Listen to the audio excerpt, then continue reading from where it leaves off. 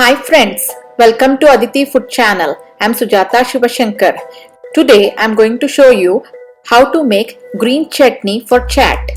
Let's learn how to prepare simple, tasty and spicy green colored chutney mainly used for chaat recipes or street food recipes, which is also used as sandwich spread or rolled Frankie spread.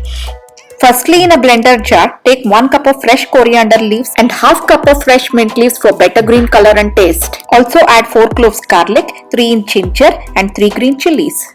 Additionally, add half teaspoon of cumin powder, 1 teaspoon of sugar, 1 teaspoon of chaat masala, salt according to taste, 1 tablespoon lemon juice. Blend smooth, adding half cup of water.